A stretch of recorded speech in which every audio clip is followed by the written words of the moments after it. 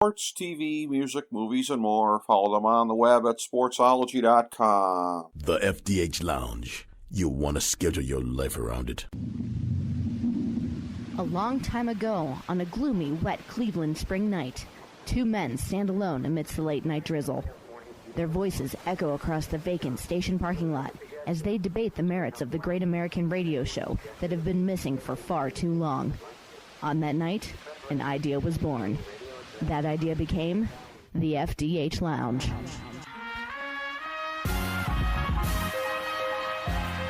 Welcome to the FDH Lounge. In terms of thoughts for the next 15 years, the roadmap ahead here, let me turn my attention here to Ronnie G. Swivel around and see when you're looking at the next 15, Ron, good, bad, or otherwise. Well, what are you seeing in the areas that most grab you? Well, when you said we were going to do this, I kind of was, there's so many lanes that you could go down. I just kind of started to do what I do at work when I have to come up with something new, is I just kind of brainstorm and just write down ideas. They may be stupid, they may be whatever, but they can create something else. Here are just some of the things I wrote down on my list, and I figured this was the way to go. One of them, and I think in over everything that everyone has said, is money still continues to rule all. Everything is based on the dollar or whatever you want to do, the Bitcoin, the euro, the whatever. But everything is ruled by the dollar, whether it's the education system, whether it's the politics, whether it's the lobbyists, whether it's the car companies, whether it's the whatever. It's all ruled by the dollar. So always follow the money. I think there's going to be some challenges here very soon going through courts and going through things for what people use as freedom of speech. It scares me that I see so many people who make one mistake, whether it's spoken, written, or just something they do, and they're wearing the scarlet letter for the rest of their lives, that you can never screw up. The perfect example is the guy, I think he was calling the Washington Wizards game the other day. Right. And mistook Kevin Porter Jr.'s father, Kevin, for another Kevin, and said something about, well, he really, it was a gun reference, and Kevin Porter Jr.'s father actually had manslaughter or something. Right. And there's people calling for him to be fired and whatever else, and it's like, you can't make a mistake anymore. You cannot screw up, and you can't atone for it, because we're going to banish you forever and fire you from your job. And that part kind of scares me. And one of those is free speech, in that you get to say something. I always looked at it as free speech. You can say whatever you want. I just don't have to give you the platform to do it. Well, now that might get challenged, and I think it might be all the way to a Supreme Court kind of thing. If I go down my list, I think Social Security is going to die in the next 15 to 20 years, which scares me because I'll be retiring in the next 15 or 20 years. If everybody's going to live forever, or everyone's going to be around a lot longer than they used to be, that money's going to dry up very quickly, and nobody panics more when they start to mess with Social Security money than people who are getting those checks. I think the work ethic is slowly dying, and I think COVID has just really brought that out, that people are now signing petitions that they want $2,000 a month from the government in order to live. I can see just the other night I was at a dinner with someone, and we closed down the bar on a Thursday night at 9 o'clock. I haven't closed down a bar on Thursday night since I was 17. It's like, come on. And that we were actually being told that we're closing at 9 o'clock on a Thursday because they don't have enough staff, and whatever else was just amazing to me.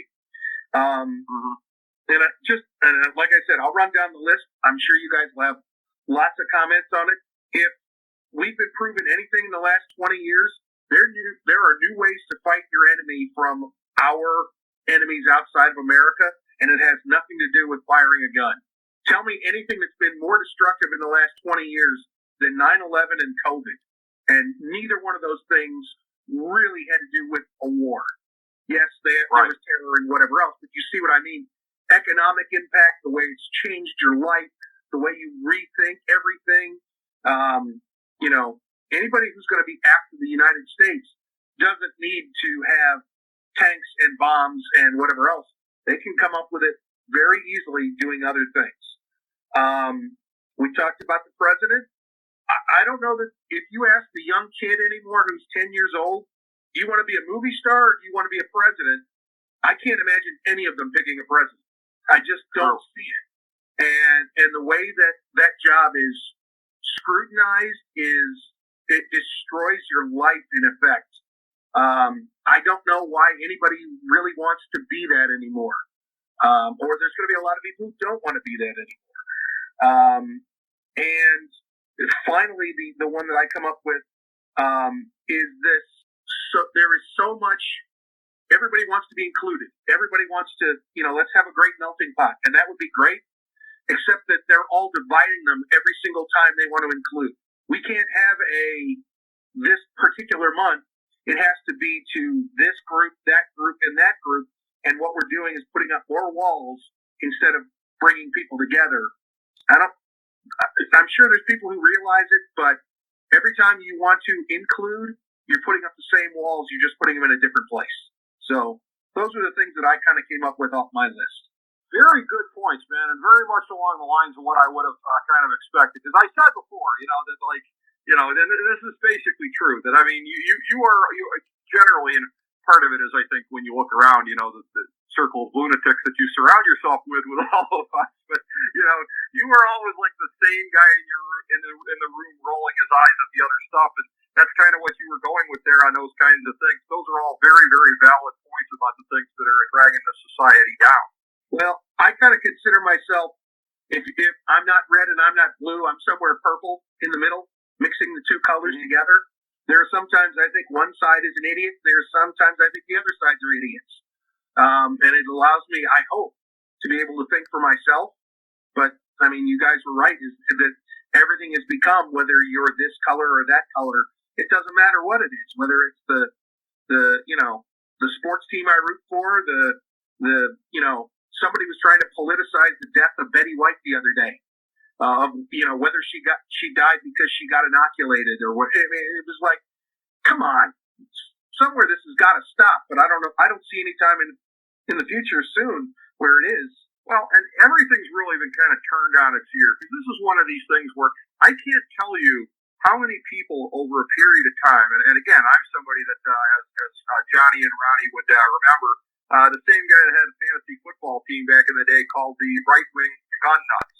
Okay? And so there's so many people that are like, oh my God, you've changed. Like, I'm the same guy I always was, but the rest of the world has gotten significantly crazier and less mature around me. Like, just because I believe it's a real pandemic, I believe that, anti-vaxxers are nuts, and these things that, like, everybody should believe, right? But it becomes a thing of like, oh, you've really changed. I haven't changed, man. Society has evolved.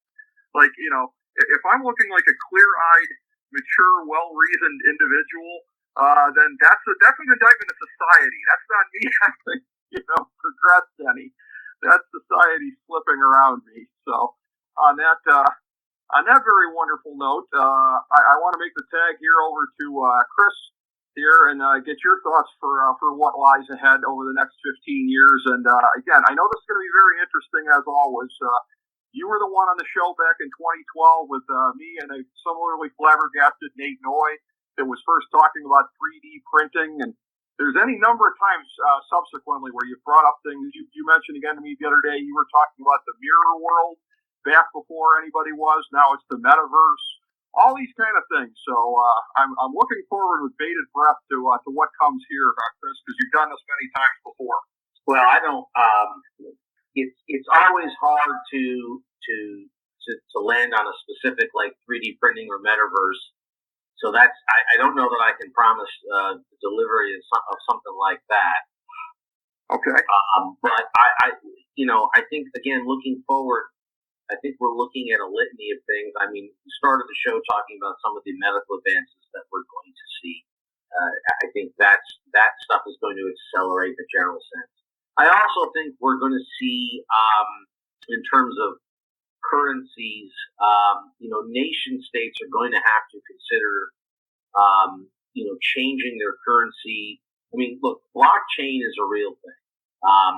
Some of these currencies that are out there like Dogecoin and Bitcoin, they're a bit gambles and they're kind of nonsense. But if you put the power of a nation state behind a Bitcoin, I don't, whatever you want to call it, America coin, then you may be onto something new. And I think that at some point soon, nations themselves are going to have to start analyzing the need as it relates to currency and how that currency may change. There's just probably no way around it because people, by their use of this technology of things like Bitcoin, are telling you and showing you that, you're creating a different currency market, whether you like it or not. And I had this whole argument recently with a guy, actually the guy that's putting in my floor here. He listens to a lot of podcasts, I think, and stuff while he does it. He's telling me that, that I'm wrong, that Bitcoin is a real thing. And I told him, I said, it's not a real thing until you are wanting to get out of dollars and into Bitcoin. Because what does everybody do that makes money in Bitcoin? What do they do with it? They transfer back into dollars, right? We track Bitcoin not based on itself, but on how much it's worth in dollars. Did you pay him in Bitcoin, Chris? The what? Did you pay him in Bitcoin? He probably would have loved it. Yeah, you should have paid him in Bitcoin. But the point I was making to him is that, when I told him, I said, no, listen, blockchain is real, but Bitcoin itself is another matter. It isn't, our dollars are in theory based on the cumulative value of the American GDP, the taxes that government can raise, and all of that, when Bitcoin is based on nothing other than blockchain technology, making new ones.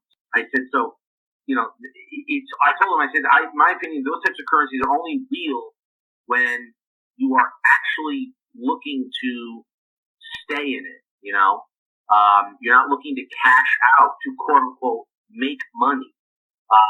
That you don't make money, that's to me is the big difference. So I think that nation states are going to have to look at that type of technology, and it's interesting because what that does is all money is becoming less and less private, right? Whether it's the zeros and ones of electronic banking now, or it's Bitcoin with its open source available to you, what's the anonymity that cash provides? So that's going to create some future problems for criminals and, privacy issues, right? Everyone can know how you got paid or what you got paid.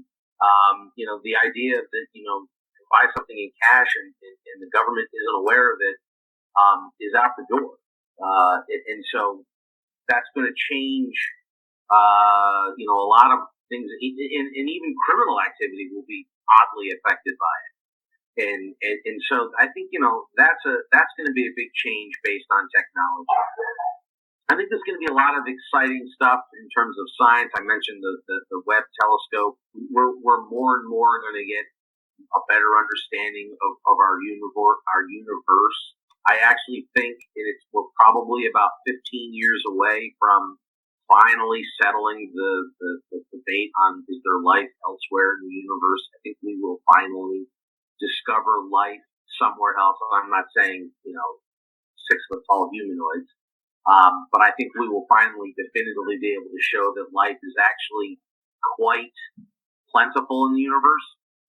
That actually, based on the size and vastness of the universe, this whole thought that we have that we're alone or that there's, is Earth the only place? We're soon going to realize, I think, that actually it's more common for life than not. And we'll change some of our perspectives on that. Kids dying out in the background there. I don't know what's going on. So I think structurally there's a lot of big stuff like that. The last time we did one of these, I mentioned the mirror world, which name change. They're now calling it the metaverse. Realize that's a real thing. People are going to start to live in it, work in it, and it's going to be a whole other economy within it. And you're going to want to be buying stocks and things like that based on where that's going in terms of this world. Where are we going politically? I don't. That's a mess. We're more divided than ever. I do think potentially long term, as humans more and more migrate to cities and we are shrinking as an overall population on this planet, we may start shifting more towards back to the old model of city states versus nation states, and that may be that's certainly beyond a 15-year trend. But that certainly feels like that's kind of where we're going, especially as the population shrinks. You talked about climate change earlier, Rick. It's some of this is the two things that are going to eventually save our bacon on some of these fronts is obviously technology, and the other is, of course, so our own ingenuity, and the other is right, like carbon scrubbers. Carbon scrubbers would be important. Well, I mean, just of all sorts of things. I mean, it's not long before. I mean, eventually. I mean, and I've said this for a long time, but I think you're seeing it really coming into focus now, which is energy will be produced at the micro local level. So every house will have solar panels to create electricity. Your, high-rise buildings, eventually at some point, windows will become the solar panel. And as we get better with battery technology, the power, you're going to generate most of your power at your home, at your office, whatever. The electric grid will be about backbone, right? Surge needs, those types of things. That's where new nuclear technology, small micro reactors, like they just built one out in I think Montana or Wyoming, with all this new technology. They're small, they're efficient, and they can produce a lot of electricity without any real problems. Don't think of the old big power plants like I got down the street in Perry that were designed in the 60s and 70s. The new technologies out there on nuclear reactors is fascinating. I mean, you could almost put one in in every county. That's going to be the backbone in terms of power. But you're going to be looked upon to create your own power at your house. So we have a lot of these changes. Those are things that are all going to affect the climate, and obviously then also just the shrinking population. If you're going from 9 billion people, then 200 years from now you're going to be down to 1 billion. What's the environmental impact on 8 billion less people? It's going to be significant.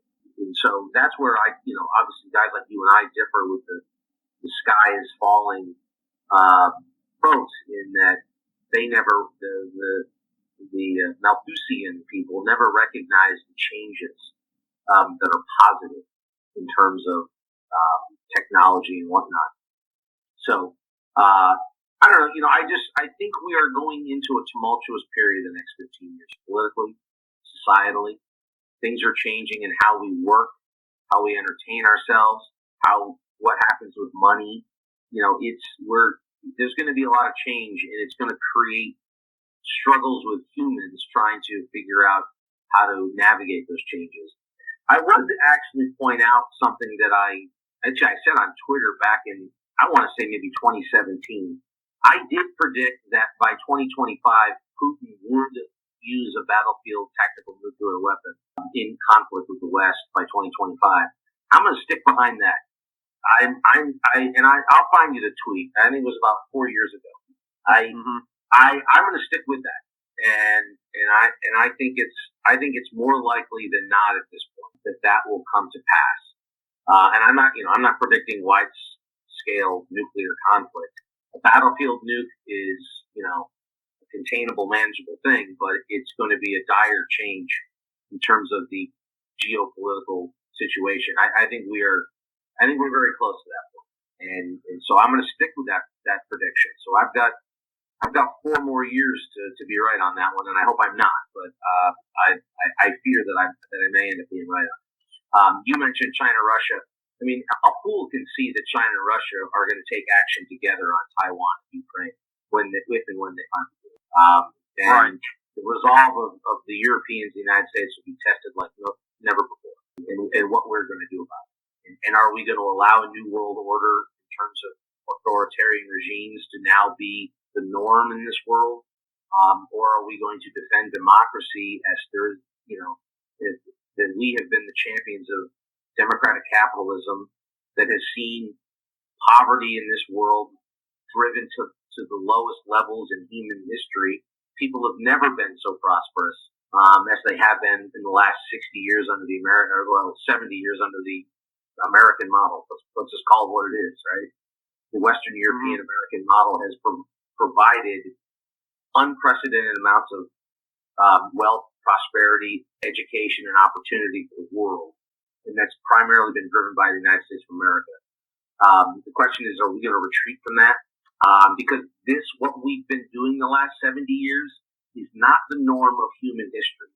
The norm of human history is repression and authoritarianism. We have been lucky enough to live in a period that stands out from the rest of human history. And I think the next 15 years is going to be a big test of whether or not we're going to backslide to the norm, or whether this period is going to take root enough to allow us as a species to move forward successfully. I think that's the big struggle of the next 2 decades, is whether or not what the United States of America has started takes root everywhere, and that progress that we've all enjoyed continues, or whether we backslide back. Well, that is a very interesting poo-poo platter from you there, Chris. So very. Well, you know what I like to say, Rick? A little column A, a little column B. That a lot of different interesting and thought-provoking things here. So the final portion of the show here will be any reactions that anybody has to any of that. I didn't find really much to disagree with based on my level of knowledge, but any thoughts that anybody has on any of what we just heard? So I really want to say I agree with Ron when he says the almighty dollar is going to control everything. It always has, it always will. And if Chris ever decides to run for president, I think he might have my vote. There you go. The candidate of the dignitaries. By the idea of the self-sufficient energy, creating your own energy, and it'll be interesting to see if people still stay then off the grid. Will they have the resources to maintain? Because I think there's always going to be a portion of people that want, say, maybe avoid big cities. But that's going to be really interesting to see where that trends to. Your information about the nuclear small reactors is really fascinating too, because I think that's a great source of power if you can find the safety behind it. Okay, my final thought, I guess you could say, is I'm allowed to now. Yeah. You know what? It goes back to the almighty dollar thing that everybody was saying, and where I said, okay, somebody mentioned if they want it, they're going to get it. If the hacker wants to get the electronic car, they're gonna. If the hacker wants to get into your bank account, they're gonna. I had hoped to see in the next 15 years, without having to pay for the protection of my own identity, that there's a way that it is protected from stuff like that. Because Hollywood isn't far off. If Hollywood can come up with it, Right. why can't somebody else? I'll answer that. The solution to solving the identity theft problem is actually using the blockchain technology and making nothing about your identity private. That once it is secured through blockchain technology, whether it's property, records, your identity, the ability to secure it through blockchain and then have it out there takes away the ability of someone to steal something that everyone has access to. Because everybody knows. That's scary enough. Well, it's different, right? It doesn't change who you are, but if through blockchain technology, the equivalence of your social security number is available, free and knowledgeable and everything else, but because of blockchain, they can't use it, then it's secure. Yes, it's known. The only reason we have those privacies like social security numbers and stuff is because that's the security up to this point, right? Keep it secret. Keep it safe. If it's secret, then it's safe. Well, what if you can make it just completely wide open and known, but it's still safe? So now you've eliminated, the reason these guys succeed is because they can't see your bank account because they know your password. Well, if everybody knows your password, with blockchain, only you're controlling it. Well, they can't do anything with it. So I actually understand that, and that actually makes a lot of sense, because if somebody already knows it, that everybody's looking, that knows that I only make $5 a week or whatever, and they already know. So everybody's looking at Joe Schmo trying to steal it. They already know. It actually makes sense. I never thought of it like that. It does. It does. That's a good point. And I'm glad we got into blockchain at some point during this. That was a necessity because of how big it's going to get over the next 15 years. I want to ask you, Chris, in general, because this is a thing where I know that, like, you and I tend to look at things sometimes at least in a different kind of a way. Like, again, I look at the future. I see exacerbation of negative trends. And, again, I can be kind of a Debbie Downer about where I think things are going. You're somebody where I think, because of your interest in technology and in innovation and everything like that, I think it tends to make you more of an optimist. I follow the Human Progress account on Twitter, and really almost any time I see anything on there, I always think of you, because it's always the kind of stuff you're talking about. So it really seems like your knowledge and your immersion in this kind of stuff leads you to a more optimistic place. And since I really kind of trust what your perspective is on a lot of stuff, I would like to think that leads you hopefully to be more right than I am, when I tend to, as I say, be sometimes a bit of a Debbie Downer looking at the future. Well, yeah, I appreciate you referencing that Twitter account, Human Progress. I'm a fan of that because it is important to put things in perspective. If we think about the course of human history today, everybody on this podcast is better off right now than Louis XII of France. Every one of you. You may not live in Versailles, but your quality of life, the things at your fingertips, you can be a middle class dude in America. You're better off than the King of France in 1700. My smartphone's better. That's just a fact, right? He didn't have any plumbing except for when people in the winter wouldn't go outside, so they just pissed in the halls of Versailles. The place smelled like piss and shit. Right? Right. It wasn't heated. It was ice cold. We're all here going, we're talking through cyberspace and with our smartphones and our nice warm houses on a cold day. And we're just average people. And I think that's, I try to put things in perspective when, to your point that humans it's not a straight line, right? We've had moments of, we screwed up and we got to right the shit, whether it's, Black Death, we talk about a plague, we deal with COVID. Interestingly, people always talk about the Dark Ages. The Dark Ages aren't named the Dark Ages because they were down and awful and everything sucked. There was a lot of progress in terms of technology and human learning. The Dark Ages are only called the Dark Ages because for one reason or another, we don't have a lot of documentation on it. So the Dark Ages historians refer to it because they don't have a lot to look at. But the idea that people were miserable and dirty and everything was terrible is not true. Humans were still progressing up, but we just don't have a lot of source references. So we call it the Dark Ages. But people interpret that as like, oh, everything must have really sucked. Mm-hmm. The reality is the Dark Ages were better than 500 years before that.